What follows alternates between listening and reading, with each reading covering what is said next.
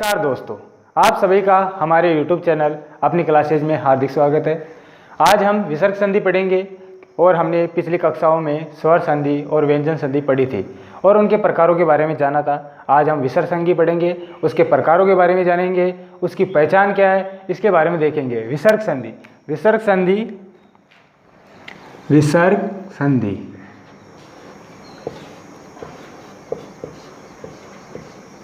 विसर्ग संधि, विसर्ग संधि, इसकी पहचान क्या होती है? पहचान मुख्यतः हमें पहचान से पता चलता है कि ये विसर्ग संधि है नहीं है। सबसे पहले इसमें आता है विसर्ग। विसर्ग के बाद स्वर या व्यंजन, यानी विसर्ग के बाद स्वर या व्यंजन आ जाए तो वहाँ पर विसर्ग संधि हो जाती है। जैसे कि उदाहरण के तौर पर हम देखते हैं तप +1, यहाँ पे विसर्ग है, विसर्ग के बाद में व्यंजन आ रहा है तो इसमें कौन सी संधि होगी? विसर्ग संधि। तो तप +1 तपोवन।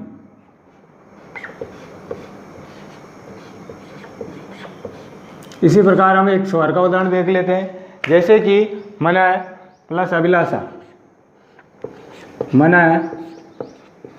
प्लस अभिलाषा, अभिलाषा। तो यहाँ पे विसर्ग आ रहा है, विसर्ग के बाद में स्वर आ रहा है, यानी कि विसर्ग के बाद स्वर आ रहा है तो वहाँ पे कौन सी संधि होगी? विसर्ग संधि। जैसे मनो अभिलाषा, मनो अभिलाषा, मनो अभिलाषा, अभिलाषा। अब हम विसर्ग संधि के प्रकारों के बारे में देखेंगे। विसर्ग संधि सामान्यतः 3 प्रकार की होती है। जो ज़्यादा अधिकतर सवाल एग्जामों में पूछे जाते हैं वो 3 प्रकारों से पूछे जाते हैं। विसर्ग संधि के प्रकार,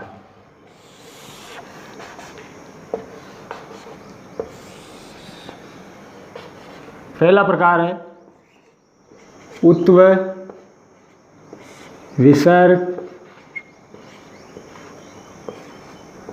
विसर्ग संधि, उत्व विसर्ग संधि। दूसरा प्रकार है ऋत्व विसर्ग संधि। तीसरा प्रकार है सत्व विसर्ग संधि। यानी कि ये 3 मुख्य प्रकार है। हम सबसे पहले उत्व विसर्ग संधि के बारे में पढ़ेंगे। ठीक है दोस्तों,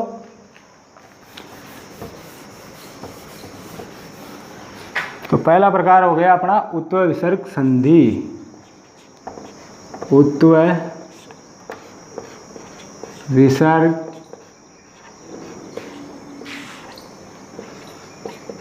संधि, उत्व विसर्ग संधि। यानी उत्व विसर्ग संधि में सामान्यतः एक नियम होता है कि पहला नियम है इसके अंदर कि अ या आ के साथ विसर्ग हो, यानी कि अ या आ के साथ क्या होना चाहिए? विसर्ग। उसके बाद में घोष वर्ण हो, यानी कि घोष वर्ण, घोष वर्ण हो। दोस्तों घोष वर्ण के अंदर आता है वर्ग का तीसरा, चौथा, पांचवा वर्ण, य वरल, य व र ल है, और इसके साथ आते हैं सभी स्वर, सभी स्वर।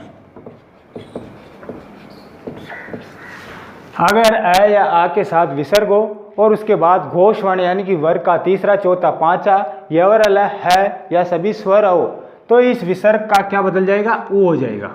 ये विसर्ग किस में बदल जाएगा? उ। जैसे कि उदाहरण के तौर पर इस उ को हम एक उदाहरण ले लेते हैं। इसके अंदर उदाहरण से हम आसानी से समझ लेंगे कि उदाहरण में क्या होगा। जैसे कि मन प्लस हर, तो यहाँ पर विसर्ग है, आगे अ या आ है तो यहाँ पे अ आ गया है, ये विसर्ग आ गया है, उसके बाद में है घोषवर्ण आ गया है, तो ये घोषवर्ण क्या है अपना है। अब विसर्ग को हम किस में बदल देंगे, ऊ में, ठीक है। तो ये अ और ऊ मिलकर क्या हो जाएंगे, ओ। आपने गुण संधि में पढ़ा होगा, अ और ऊ मिलकर क्या हो जाता है, ओ। तो यहाँ पे क्या हो जाएगा, ओ। तो ये हो जाएगा मनोहर।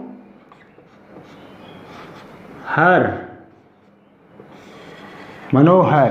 इसी प्रकार हम एक उदाहरण और देखते हैं।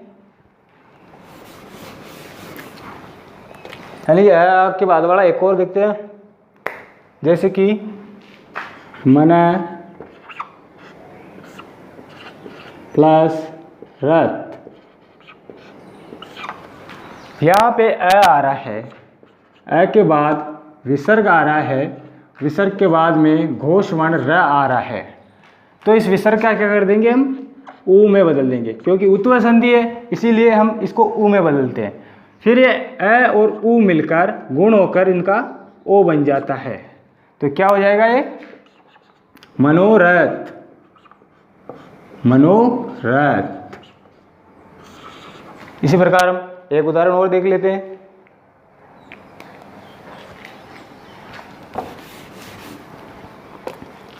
जैसे कि पय प्लस च। यहाँ पे अ आ रहा है, उसके बाद में विसर्ग आ रहा है और यहाँ पे घोषवर्ण आ रहा है। तो अ आ रहा है, उसके बाद में विसर्ग, तो विसर्ग किस में बदल जाएगा, ऊ में, और ये ज ऐसा का ऐसा। तो अ और ऊ मिलकर क्या हो जाएंगे, ओ। तो क्या हो जाएगा, पयोज। पयोज। ठीक है दोस्तों, ये इसका पहला नियम हो गया।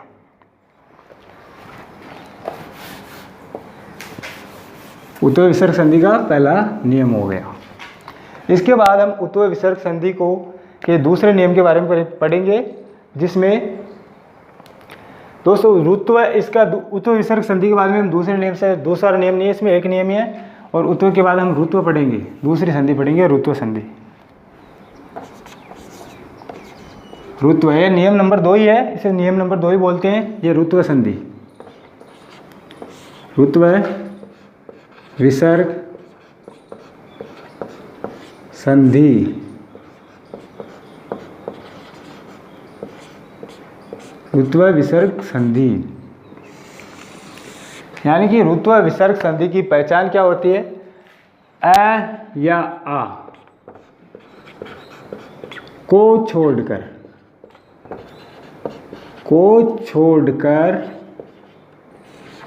अन्य स्वर हो, यानी अन्य स्वर हो। यानी पहले हमने अ या आ पढ़ा था, अब अ या आ को छोड़कर अन्य स्वर हो और उसके साथ विसर्ग हो, उसके बाद में घोषवर्ण हो। ये घोषवर्ण हो, घोषवर्ण हो। ये घोषवर्ण ये वैसे हो गया पहले के जैसे, लेकिन इसमें अ आ को छोड़ दिया, अन्य स्वर होना चाहिए। उसमें पहले वाले में हमने उत्व संधि में अ या आ को देखा था, अ आ, उसमें अ या आ मिला हुआ था। लेकिन रुत्व संधि में हम अ आ को छोड़कर अन्य स्वर लेंगे और उसके बाद में घोषवर्ण हो जाए, तो इस विसर्ग का क्या हो जाएगा, रुत्व र आदेश हो जाएगा। क्या हो जाएगा, र आदेश हो जाएगा। इसके उदाहरण देख लेते हैं हम। जैसे उदाहरण के तौर पर आयु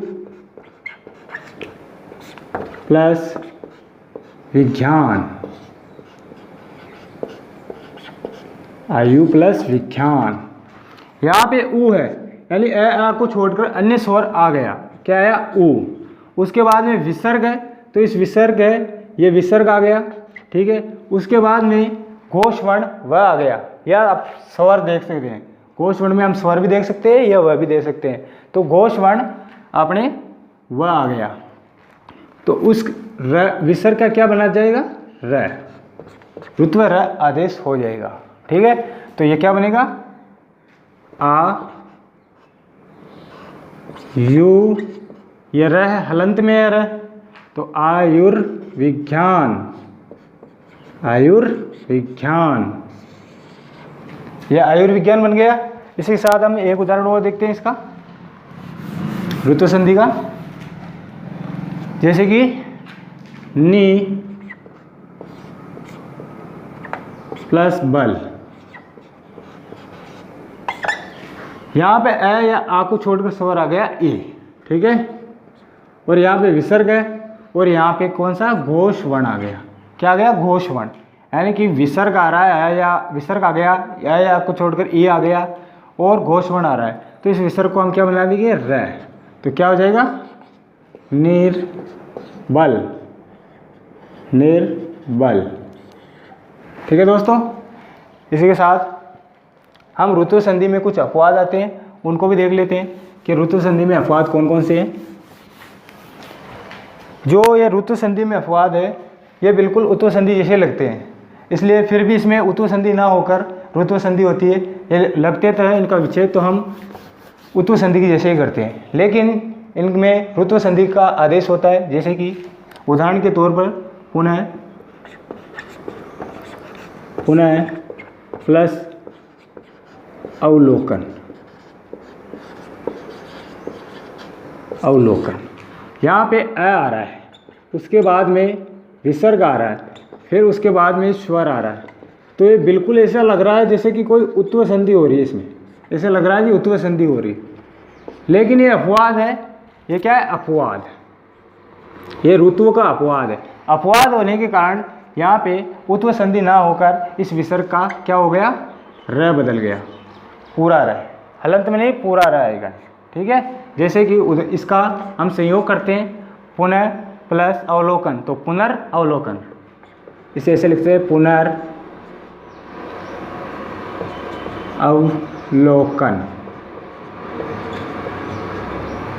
दोस्तों ये अ और ये हलंत में रहता है, ये अ और र मिलकर पूरा र हो जाता है, तो ये हो जाता है पुनर्वलोकन, पुनर्वलोकन। ठीक है, इसके अलावा हम एक और अपवाद देखते हैं।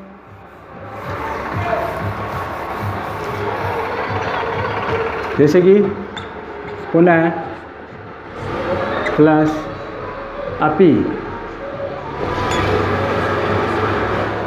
यहाँ पे अ आ रहा है, उसके बाद में विसर्ग आ रहा है, उसके बाद में स्वर आ रहा है, बिल्कुल उत्तु संधि के जैसे लग रहा है, लेकिन ये अपवाद है ऋतु का, तो इसमें विसर्ग का क्या हो जाएगा? र आदेश हो जाएगा। तो ये क्या बनेगा?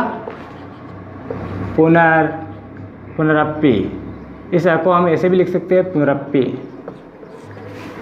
ठीक है दोस्तों, इसके बाद हम संधि का तीसरी संधि पढ़ते हैं, सत्व संधि। कौन सी? सत्व संधि।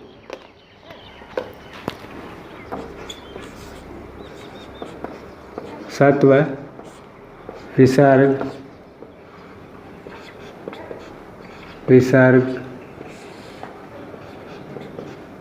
संधि, सत्व विसर्ग संधि। यानी कि सत्व विसर्ग संधि को हम मुख्यतः 4 नियम होते हैं इसके अंदर। हम 4 नियम पढ़ते हैं, उन 4 नियमों के अनुसार हम सत्व संधि लगाते हैं। इसमें 4 नियम होते हैं। इन चारों नियमों से पहला नियम हम देख लेते हैं। जैसे कि पहला नियम,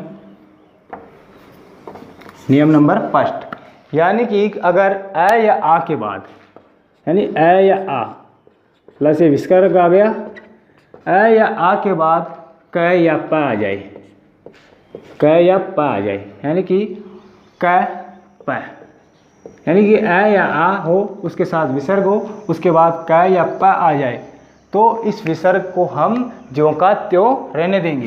यानी इस विसर्ग को हम बदलेंगे नहीं, ऐसे के ऐसे ही लिख देंगे।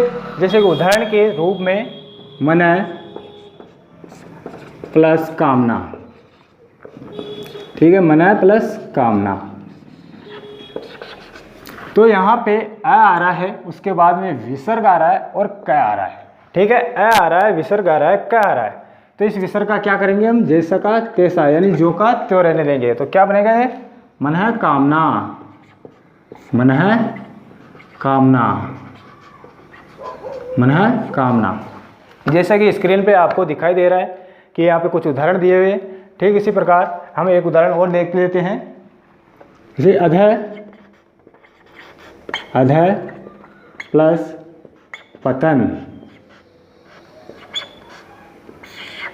अधः प्लस पतन, तो यहाँ पे अ आ रहा है, ठीक है, उसके बाद विसर्ग आ रहा है, उसके बाद प आ रहा है, ये वाला प आ रहा है, तो इसमें क्या होगा, विसर्ग जो का त्यों रहेगा, तो क्या होगा, अधः पतन, अधः पतन। हम इसके दूसरे नियम के बारे में पढ़ेंगे अब।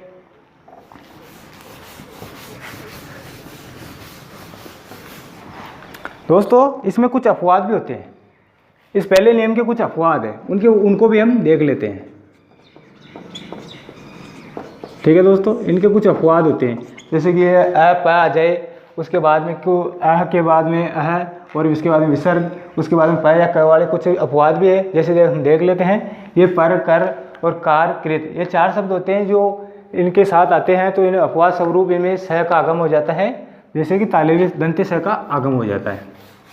उदाहरण के तौर पर जैसे प्र प्लस पर, यहाँ पे अ आ रहा है, उसके बाद में विसर्ग आ रहा है, फिर प आ रहा है, तो वहाँ पर तो हम विसर्ग को जो का त्यों रख लेते थे, लेकिन एक अपवाद होने के कारण इस विसर्ग की जगह क्या हो जाएगा, दंते स का आगम हो जाएगा। किसका हो जाएगा, दंते स का आगम।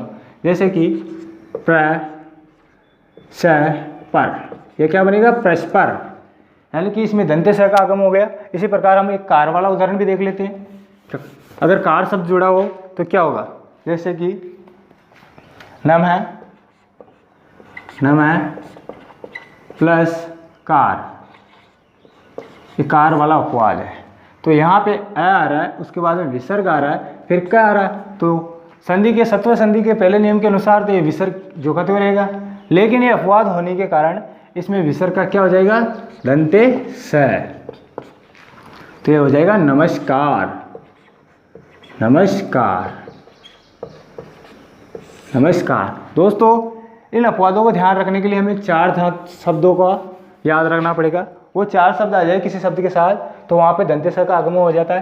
पहला है पर, कृत, कार, यानी कि पर, कृत, कार और श्रेय, श्रेय, कर, कार, कृत, प्र, और तीसरा नंबर पर हो जाता है कृत, कर, ये कर भी हो जाएगा, कार, कर, यानी कि पर हो गया, कृत हो गया, कार हो गया, कर हो गया। ये 4 शब्द जहाँ पे पीछे जुड़ जाए तो वहाँ पर कौन सा, दंते स का आगम हो जाता है। क्या हो जाता है, दंते स का, विसर्ग की जगह क्या हो जाएगा, दंते स। इसी प्रकार हम अब विसर्ग संधि की सत्व संधि का दूसरा नियम देख लेते हैं। दूसरे नियम में सामान्यतः ये होता है कि अगर ई ऊ आ जाए, यानी कि ई या ऊ, उसके साथ विसर्ग हो, उसके बाद में 3 शब्द आ जाए, मुख्यतः 3 शब्दों पर उदाहरण बनते, क, प और म, यानी कि ये दूसरा नियम है। ई ऊ के साथ विसर्ग हो, उसके बाद में क हो, प हो, म हो, तो क्या होगा, ये जो विसर्ग है इसका क्या होगा, ये विसर्ग हो जाएगा मूर्धन्य स में बदल जाएगा। किसमें, मूर्धन्य स में, ये मूर्धन्य स में बदल जाएगा। जैसे उदाहरण के तौर पर हम उदाहरण देखते हैं, जैसे कि पहला उदाहरण देते हैं, अवि विसर्ग प्लस कार, ठीक है। अगर यहाँ पे अ होता तो अपवाद वाला में चल जाता, लेकिन अ नहीं, यहाँ पे क्या है, ई, तो ई आ गया, ई, उसके बाद में विसर्ग आ रहा है, उसके बाद में क आ रहा है, ठीक है, ये क आ गया, तो इस विसर्ग का क्या होगा, मूर्धन्य स। तो उदाहरण हो जाएगा इसका आवि प्लस कार, आविष्कार, आविष्कार,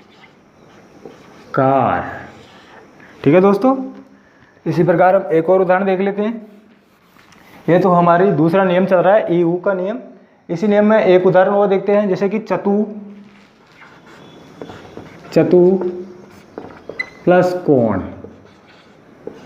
कोण, यहाँ पे ऊ आ रहा है, क्या आ रहा है, ऊ, उसके बाद में विसर्ग आ रहा है, ठीक है, उसके बाद में क आ रहा है, ठीक है, तो इस विसर्ग का क्या बन मूर्धन्य श। क्या हो जाएगा? मूर्धन्य श। तो क्या बनेगा? चतुष्कोण। चतुष्कोण। ठीक है दोस्तों, इसी के साथ हम तीसरा नियम देखते हैं इसका, सत्व संधि का तीसरा नियम। ठीक है दोस्तों, सत्व संधि के तीसरे नियम में हम विसर्ग लोप संधि का नियम भी बोलते हैं। इस तीसरे नियम को क्या बोलते हैं? विसर्ग लोप का नियम। यानी इस विसर्ग लोप के नियम में विसर्ग का लोप होता है, इसलिए इसे विसर्ग लोप का नियम कहते हैं। इसकी पहचान क्या होती है कि अगर स्वर आए, पहले स्वर आ जाए, स्वर के साथ विसर्ग चिन्ह हो, ठीक है, उसके बाद में स्वर आ जाए। लेकिन जो यहाँ पे पीछे जो स्वर आएगा वो मूल रूप में आएगा। किस में आएगा? मूल रूप में। एक पहचान है, मूल रूप में ये स्वर आएगा पीछे वाला।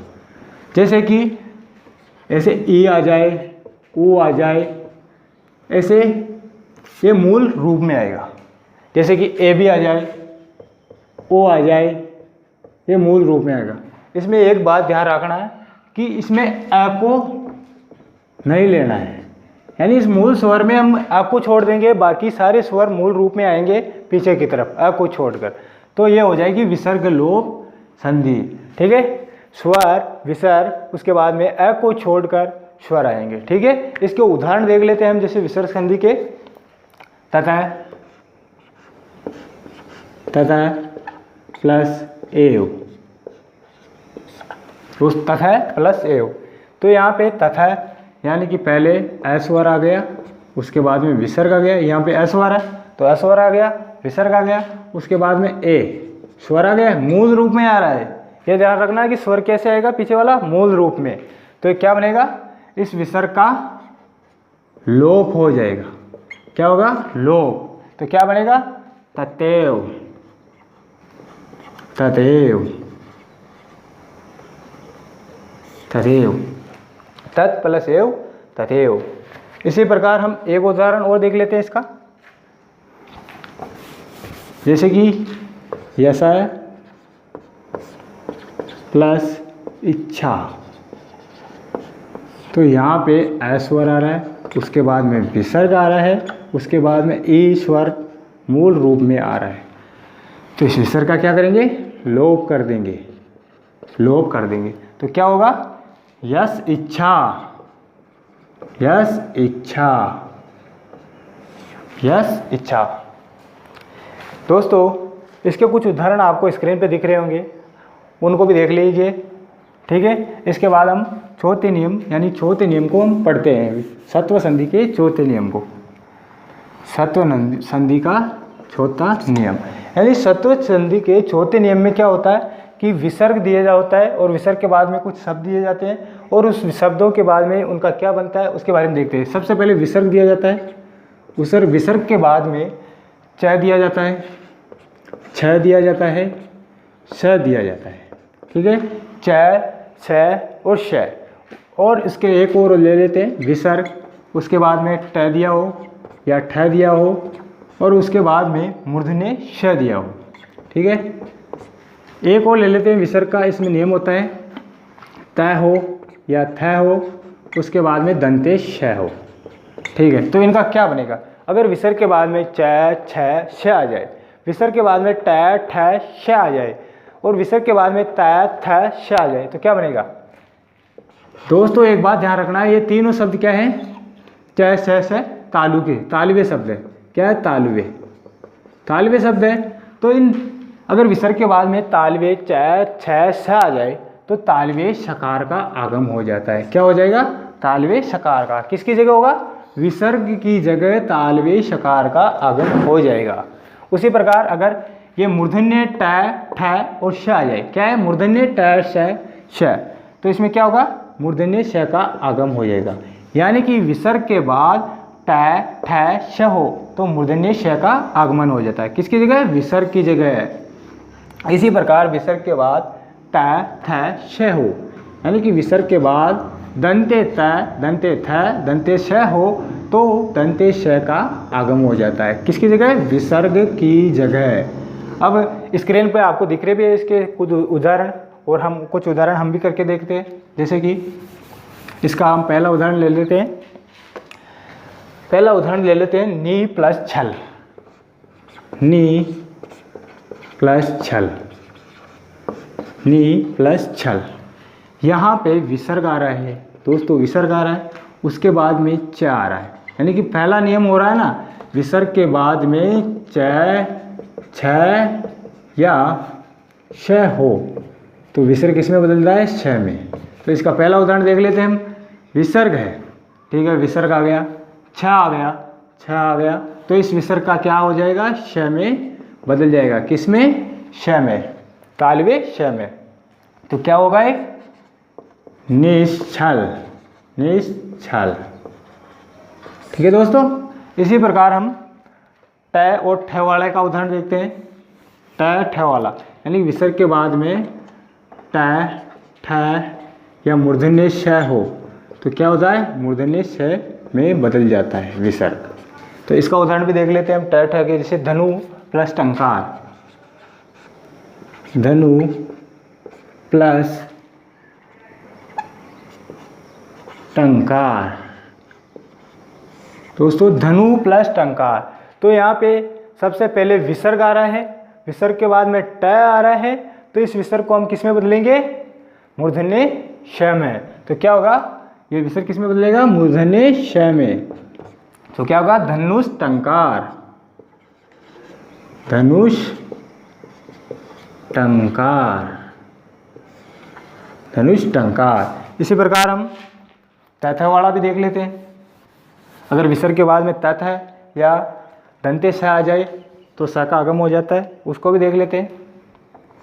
यानी कि विसर्ग के बाद त या थ आ जाए या दंते सकार आ जाए तो ये विसर्ग किस में बदलेगा? दंते सकार में। उदाहरण देख लेते हैं इसका भी हम। जैसे कि नमः, नमः प्लस ते, नमः प्लस ते, तो यहाँ पे विसर्ग आ रहा है, उसके बाद में त आ रहा है, तो इस विसर्ग का हम क्या कर देंगे? दंते श में बदल देंगे। तो क्या होगा? नमः प्लस ते, नमस्ते, नमस्ते। दोस्तों आपको ये स्क्रीन पे इसके कुछ उदाहरण दिख रहे होंगे, आप इसको देख लीजिए। और हमारी वीडियो अच्छी लगी तो लाइक शेयर कमेंट कीजिए, ज़्यादा से ज़्यादा शेयर कीजिए, अपने दोस्तों को बताइए कि ये आसान तरीके से संधि कैसे पढ़े और आसान नियमों से शॉर्ट तरीके से कैसे पढ़ी जाए। धन्यवाद।